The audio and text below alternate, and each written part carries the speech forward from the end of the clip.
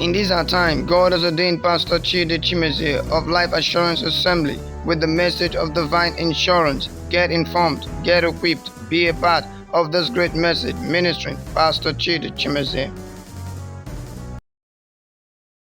That is faith that moves mountains. Faith that moves mountains is a faith that travels from belief to declaration with your mouth, and then acting it out is number 3 level. Praise the living God.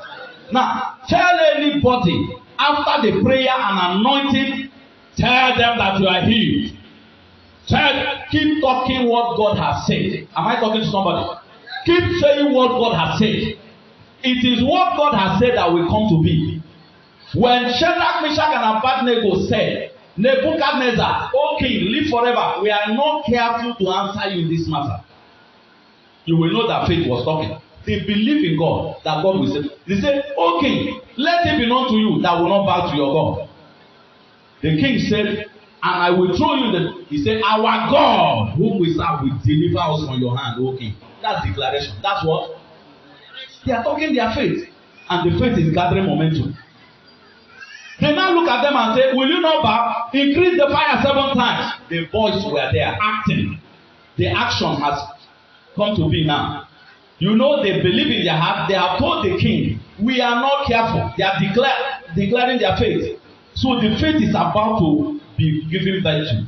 And when they now carry them to the fire, Uzzah, the owner of the faith which they declared, was in the fire. Hallelujah. Because he will always identify with faith wherever he finds it. I cannot deceive you. It works. It works. When your enemy thinks that he has brought you down, he will trample on you. You will get up and step on his head. Hallelujah, somebody. There's somebody here. Those that look down on you will soon come and look up to you. You are here now. That's what I'm talking to. But this message will help you. You will gather the fragment of your brokenness from here now. Amen. Wherever they have broken you, don't give up, my brothers and sisters. God is still on the throne, and he will answer you. I say he will have mercy on you. Glory to God. Praise the living God.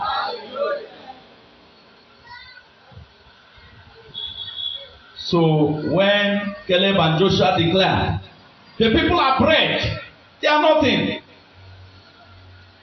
The people picked stone to throw on Caleb and Joshua to kill them. The Bible says the fire of the Lord appeared on the tabernacle. The fire showed up. God showed up immediately to defend them. And not only that, when the problem came, God didn't defend the people that didn't talk faith. They talked that they saw giants. And even they used their mouth to say, and we are like grasshoppers. They were the one talking. Instead of confessing what is good, they confessed negatively. And they died like grasshoppers. God said, all of you that have seen my miracle and you are doubting me that like this, your carcasses will waste in the wilderness. But for my son Caleb and Joshua, because they have another spirit. Which other spirit? The spirit of faith. The faith that moves mountains. Shout hallelujah. Hallelujah.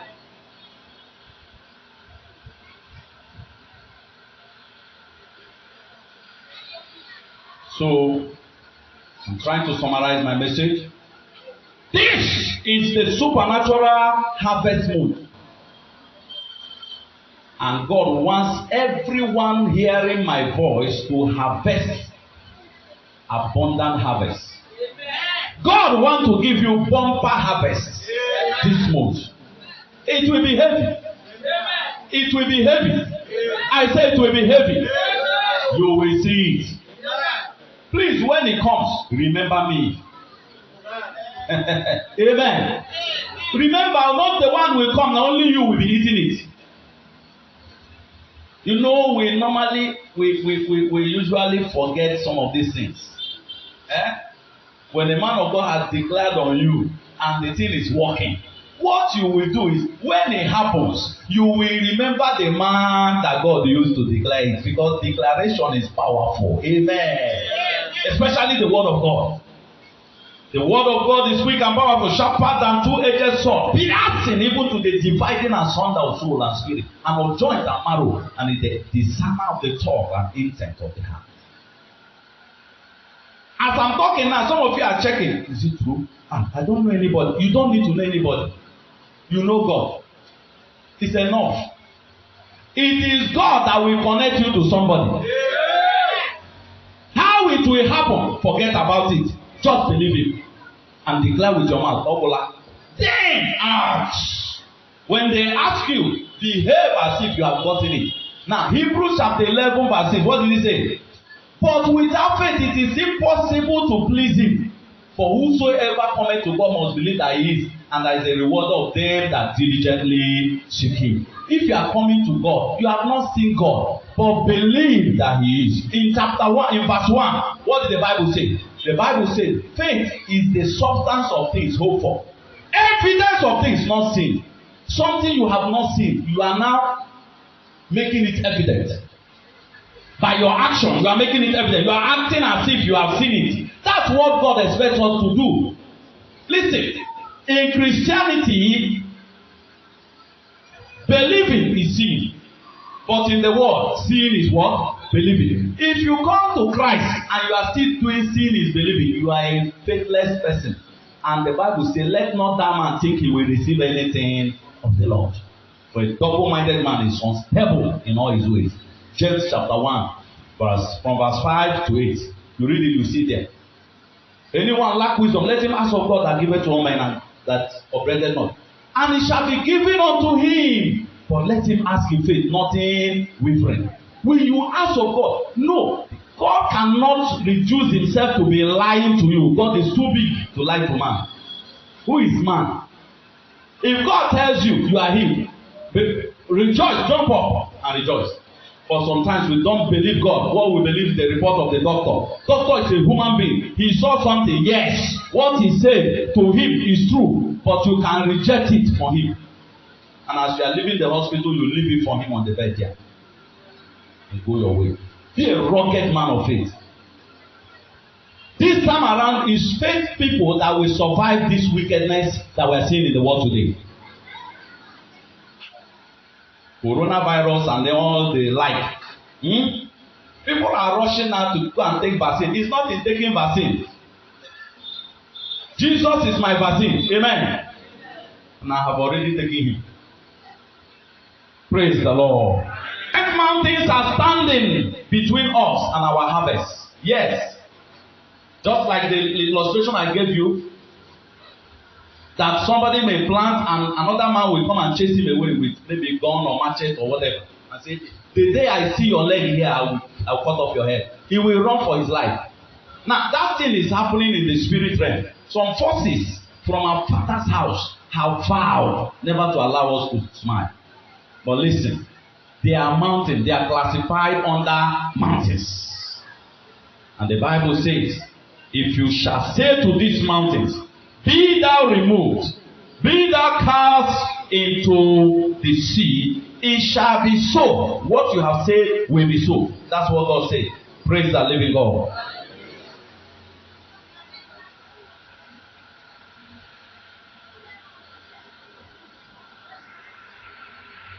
Now, let me summarize. Now, we must open our mouths and begin to remove the mountains. It's from your mouth, oh. It's with your mouth, not with your muscle, not with caterpillar or what's it called, bulldozer. You know them, payloader and all of them. No, it's not a physical mountain we are talking about. We are talking about spiritual mountain. And your mouth is the spiritual caterpillar that will remove the mountain. Your mouth. God has powered your tongue.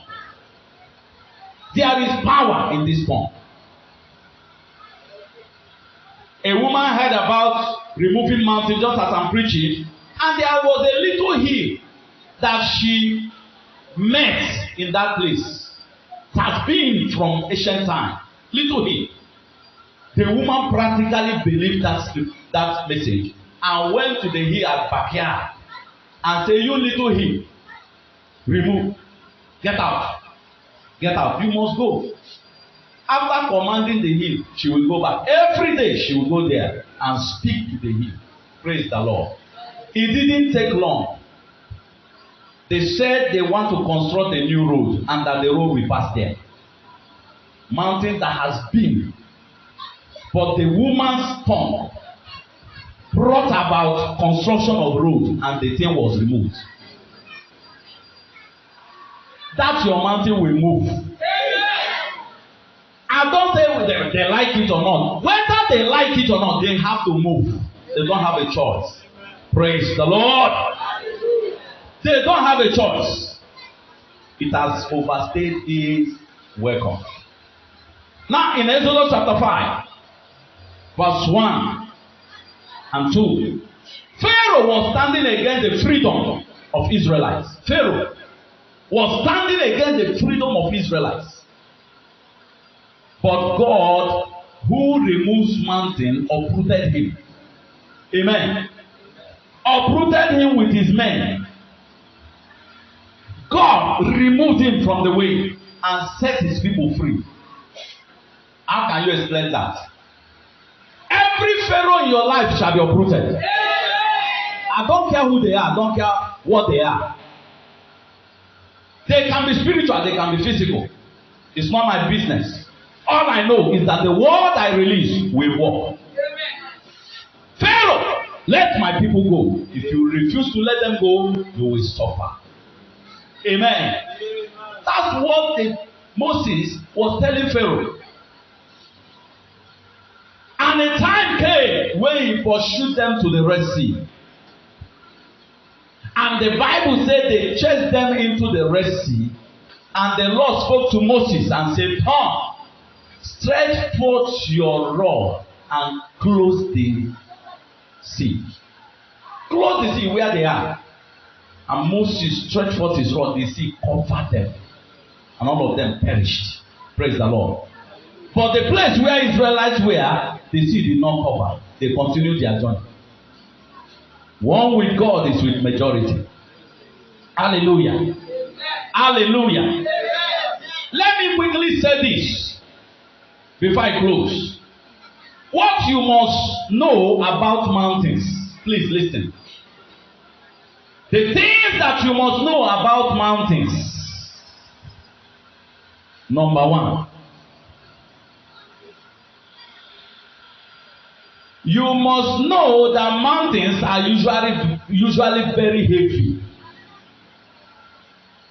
How many of you have seen mountains before? If you have seen mountain before, you know that mountain is not small. Mountain is always large, heavy. Mountain, they are always heavy. And when problems like mountain come to you, they will look heavy as if they will swallow you. I don't know whether you have had such kind of problems. I don't mean small problems. No. Heavy one that when you look at it, fear will grip you. But all these things are small things to God. Amen. One of the things you will know about your mountain is that your mountains, my mountains, all the mountains are usually very heavy. Number two, they are always big. Heaviness is different from bigness or largeness. Now, they are always big.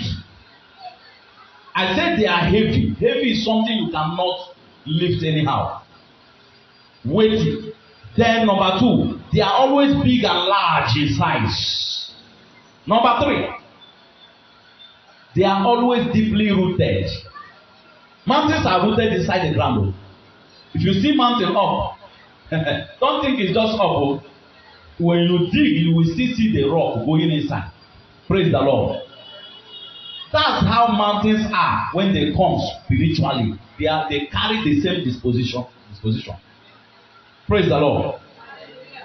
Number 4, they are very strong and tough. Hard. If you hit it with iron, it will do kind. Rugged, strong in nature. Number 5, they are imposing and intimidating. Mountains are very gigantic, imposing. When you look at it, they threaten anybody they are with. Then number 6, finally, they are very stubborn because they are old. Mountains are always old. They are always things, some of them are things that fought your fathers. Some of them are things that fought your forefathers and did not allow them to make moves. And the children are out, the thing is still fighting them. They are mountains. And such mountains shall be disgraced. I say such mountains shall be disgraced. I say such mountains shall be disgraced. Every mountain that is destroying your movement, slowing your movement down, they shall be uprooted in the name of Jesus Christ. You must learn how to believe the word of God. Then you will speak to the mountains. Say, if you can say to this mountain, be thou removed and be thou cast into the sea, you shall have whatever you say. Praise the living God. You will have whatever you say.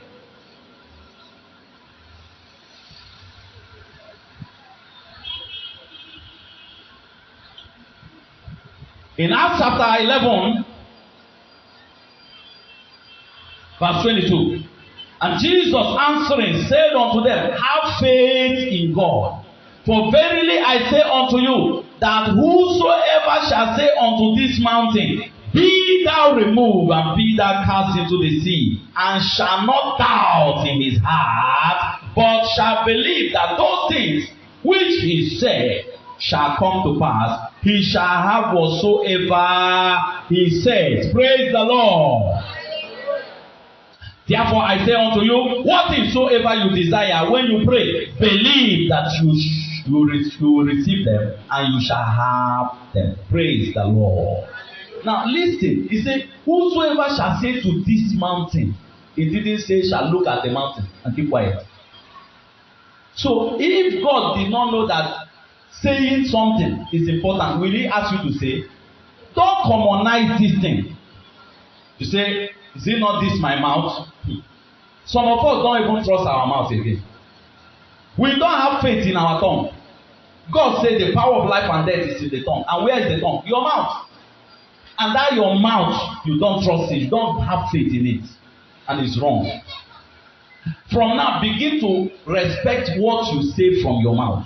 You yourself, first of all, respect, regard what you say. And then others will begin to see something. Amen. You must value what you are saying. When mountains are there, God says, speak to the mountain. God, He didn't ask you to come and cry when you see mountains, start crying, then I will come and help you. No, He says, speak to it. Whosoever shall say to this mountain, be thou removed, be thou cast into the sea, without any doubt, he shall have whatever he says. Praise the living God. Praise the living God. Whosoever shall say. There is somebody here today that will say to the mountain, be thou removed. And that mountain will obey you in the name of Jesus Christ. That mountain must obey you in the name of Jesus Christ. Mountain of lack, mountain of stagnation, whatever mountain that is in your life, whatever mountain that is in your life, today I say to them, be thou removed. Mountain of wickedness against your life. Somebody just take it upon himself that he will bring you down. That's a mountain. You may not know from where the arrow is coming from, but keep saying, every mountain that is intimidating me, I command you to be uprooted. As you continue to say it, the thing will start affecting the person. Your word or your mouth is very powerful. When you carry God's word in your mouth and say it out, it becomes a bullet. It becomes a bomb. So now we are going to talk to some mountains, and they shall give way. Mountain of struggles. Struggle continue. In the family, everybody is struggling, rising and falling. It's a mountain. It's a mountain. Scarcity. People always enjoy to do you evil. It's a mountain. From now, they will no longer do you evil. God will raise friends that will love you. Helpers that will help you. People that will help you to say, what you are doing is good. We love what you are doing. Continue to do it. He will raise encouragers. He will raise helpers to you. In the name of Jesus. And every mountain that have been denying you of your harvest, the Lord will uproot them. The Lord will uproot them. I said the Lord will uproot them. In the name of Jesus. That man, that woman, the mountain of sickness, the mountain of affliction has come to settle in your life. That affliction, whatever you are, I don't care to know the level at which you have operated. I already know that you have been of old. I already know that you have a deep root. I already know that you are rugged and you are strong, but you are not stronger than the word of God. Mountain of sickness in any man's life, in the name of Jesus, we command you, be rooted out. Be rooted out. Be rooted out. Stand to your feet.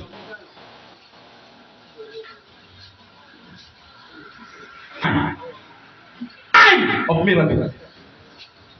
Migraine headache, that is a mountain. You have gone to hospital, it refused to go. Listen, let me tell you, health is good. If you don't have health, you will do business.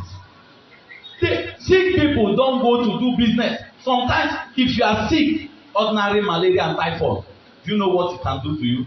If malaria hit you with typhoid, his brother, and they hit you, you want to engage in million business. Somebody want to transfer money to you, and you are shaking. Okay, I want to go to hospital tomorrow. The man will say, tomorrow I need this thing sharp. Before you know it, you will go to another place. That's a mountain.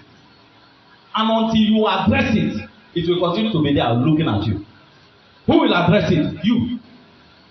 If any of you, if thou shalt say to this mountain, thou, not another person saying for you, you will say it. Amen, somebody.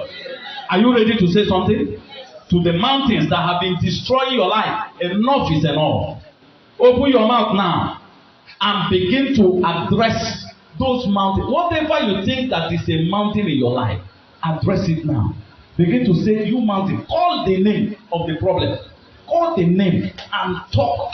Tell God, Lord, I am tired of this mountain. This mountain must leave my life.